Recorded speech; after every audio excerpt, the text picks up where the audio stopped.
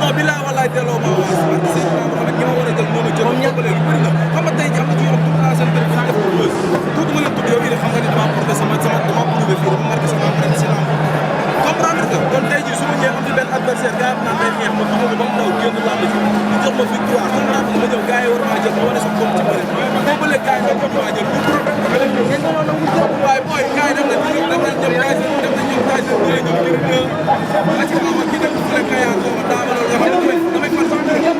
waaye dem nañ ci moom ñu daw wala ñu waroon dimbali rek mooy ko sax gis naa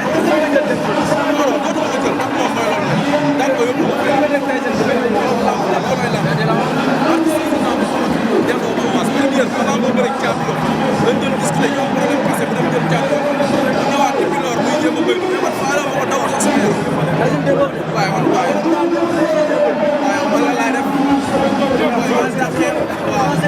français laa ci public bi léegi fii góor yàlla porte la duma ñu suul tànk yi sànnante nga dëggal sa bopp ñu ma ko defal yëpp dañoo wari waaye xam nga yow ba dafa jël avance la ma ko bu doxatee 2 ans ci kaw laa ko def lii bàyyi at yi li muy gën a dem moom muy gën a baax dangaa yor ñaari